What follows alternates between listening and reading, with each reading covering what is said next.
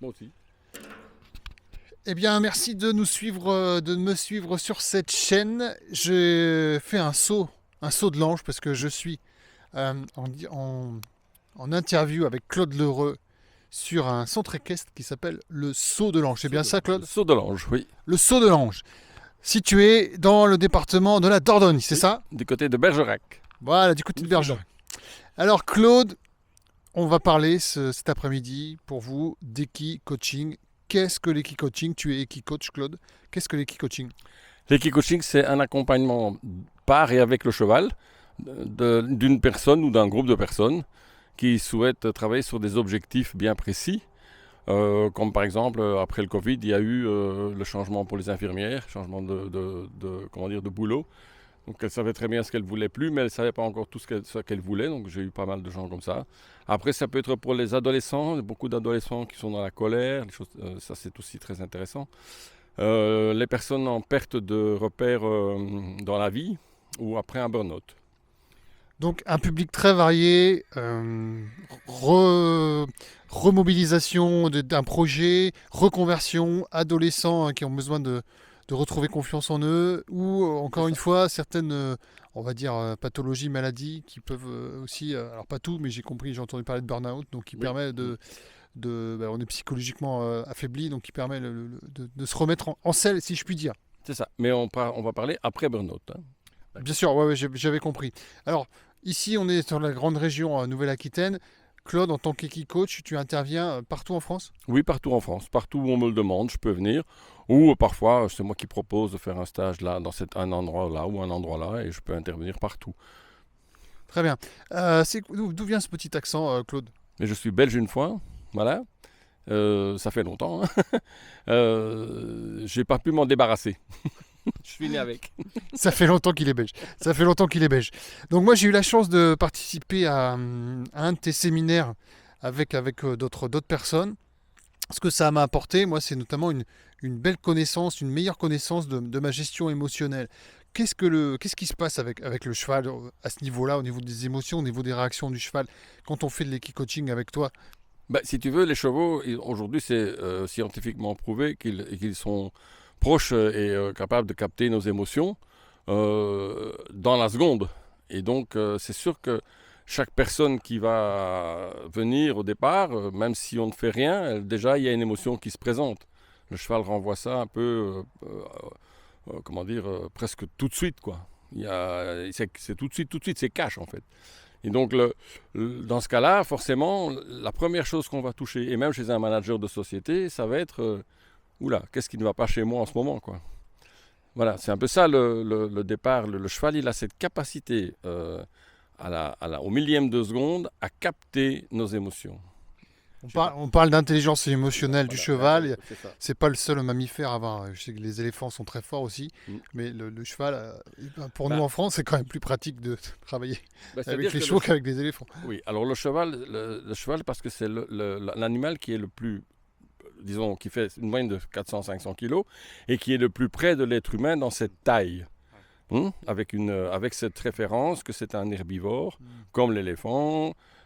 Et donc, l'avantage que nous avons, c'est que nous avons pu les approcher. On a pu les mettre un peu à notre main aussi. On a pu Mm. faire plein de choses avec les chevaux.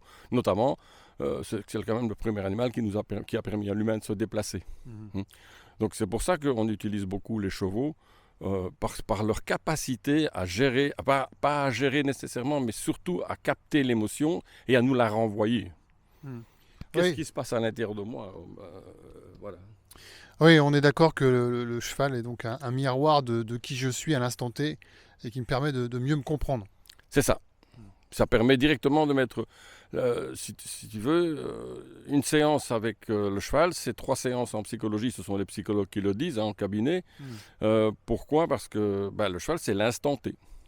Une C'est le- séance avec le cheval équivaut à 3 séances en cabinet de psychologie. Ça, c'est hyper intéressant comme réflexion et puis surtout c'est concret, quoi. Ce sont les psychologues qui expliquent ça. J'ai une amie qui est psychologue clinicienne qui m'a expliqué que, par exemple, les chevaux, elle avait un cheval, elle a fait un travail avec un cheval, et elle est psychologue pour les enfants, les adolescents, et s'est rendue compte qu'en emmenant les adolescents auprès des chevaux, c'est beaucoup plus puissant que de rester en cabinet. Ils se sentent moins enfermés dans la problématique, plus ouverts, et ils se libèrent au contact.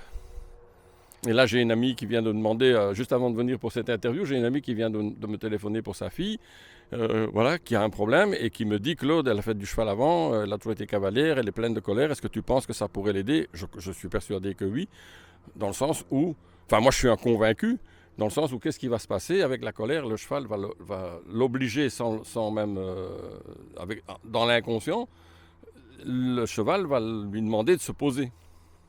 C'est ça. Alors je précise que, mets-toi dans la lumière Claude, Pardon. je précise que on monte pas sur le cheval, moi qui ai fait... Non, tous les exercices sont faits à pied. Voilà, tous les exercices sont faits à pied, En longe. en longe. Voilà, en longe, en liberté, mais on ne monte absolument pas sur le cheval. Enfin, sauf ceux qui ont vraiment envie, mais moi, tous les exercices, la plupart se font à pied. Très bien. Alors il me reste une dernière question pour quasiment conclure cette interview qu'on veut courte mais efficace. Je pense qu'on a compris les bienfaits de l'équithérapie. Hein. On peut parler Alors, d'équithérapie. Non, on ne peut pas parler d'équithérapie. Attends, on ne va pas en parler parce que, enfin, je ne peux pas en parler dans le sens où l'équithérapie, c'est beaucoup basé sur l'handicap. Ok. Donc on parle que d'équicoaching. L'équithérapie, c'est Voilà, une autre on discipline. peut parler de médiation animale, équicoaching, parce qu'on est un peu sur Très bien. Très bien. mais pas d'équithérapie, parce que là, c'est vraiment une branche à part. Mmh. C'est aussi avec les chevaux, mais les centres qui pratiquent ça en général doivent être équipés pour l'équithérapie, avec un psychologue. Et c'est sûr qu'avec aussi une personne, la personne référente qui vient avec le handicap ou avec le groupe d'handicapés qu'elle gère. Très bien. Alors, une dernière question. Comment on devient équicoach? Parce que je sais que tu as un parcours atypique, comme plein de gens d'ailleurs qui nous regardent.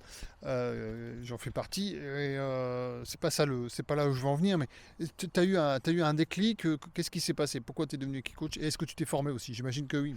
Alors d'abord, je me suis formé à une école de coaching, je crois qu'on a à peu près fait la même. D'accord, ouais. Et ensuite, en sortant de l'école de coaching, moi, je ne me voyais pas tout à fait enfermé dans une salle à donner des stages ou à faire des outils pour les entreprises, et ni dans un cabinet. Et un jour, en montant à cheval, quand je suis descendu, j'ai écrit mon premier site web, c'était equilive-coaching.com. J'ai écrit Equilive Coaching sur un bout de carton. Et c'est comme ça que ça m'est venu. Après, j'ai rencontré plein de gens autour. J'ai rencontré des personnes qui m'ont aidé, comme des cavalières renommées, comme Isabelle Penet, j'ai rencontré les frères Pignon, mais pas pour travailler avec eux, mais j'étais pour voir chez eux en audit libre, tout ce qu'ils faisaient avec les chevaux. J'ai eu l'avantage de ne pas avoir de centre équestre à moi, peut-être au départ, tout le monde croyait que moi je croyais que c'était une difficulté. Et en fait, ça a été une force parce que ça m'a permis de rencontrer tous les caractères de chevaux différents, comme tous les caractères de personnes en fait. Et il y a aussi, j'ai rencontré aussi Claire Morin, qui est aussi équicoach et qui travaille sur le Var, sur le Gard, pardon. Et tous des gens du cheval qui m'ont appris plein de choses sur le terrain. Parce qu'étant donné que je suis un autodidacte et un homme de terrain, j'ai appris beaucoup. J'ai fait aussi une partie de la formation EPONA de Linda Kohanov. Moi, j'ai fait le module Now, voilà le premier module. Je n'ai pas voulu devenir instructeur parce que je crois à une chose, c'est qu'il y a autant de thérapies qu'il y a de gens à problème et que ce sont les gens ce sont les clients ou les personnes qui doivent un peu choisir leur voie au travers des thérapies différentes et leur coach ou leur thérapeute. Ce n'est pas à nous à dire tu dois venir chez nous en fait. Voilà. Bon, très bien, mais merci pour ces précisions. Et puis également, on ressent derrière l'engagement et d'avoir écouté ton inspiration, ton intuition pour faire évoluer ce que tu faisais peut-être autrement vers l'équicoaching. Bon, alors pour te retrouver, Claude, on va mettre le lien de ton site internet en dessous de cette vidéo. Et puis les gens prennent rendez-vous avec toi directement, hein, c'est ça, c'est comme ça que tu passes. Et après, j'imagine, tu as une forme d'échange d'abord au préalable pour voir qu'est-ce que tu peux faire, comment tu peux accompagner la personne ou les personnes, parce que tu peux aussi animer lors de séminaires d'entreprise. Et après, on te fait confiance et on fait confiance à l'animal pour avoir des résultats assez étonnants, assez frappants et assez même immédiats. Pour l'avoir vécu. Voilà. Et j'ai aussi une formation pour devenir équicoach, donc que j'ai nommé Danse avec lui, parce que je pense que c'est vraiment danser avec le cheval. Et cette formation, elle a un prérequis, c'est qu'il faut au moins avoir déjà fait un travail comment dire, de formation de coach ou avoir fait une formation de thérapeute pour commencer, quoi. Hein, après, C'est il y a ça. aussi, si c'est possible, d'avoir une petite connaissance des chevaux. Sinon, il y a un module spécifique dédié à la connaissance du cheval. Très bien. Eh bien, écoutez, écoutez, merci, merci Claude Lheureux. Je ne sais pas si j'ai donné ton nom de famille tout à l'heure, mais en tout cas, moi j'adore ce nom de famille. Merci Claude d'avoir répondu à mon invitation. On va continuer un petit tour de ce centre équestre et puis faire un petit coucou à nos amis à quatre pattes. Merci beaucoup. À très bientôt.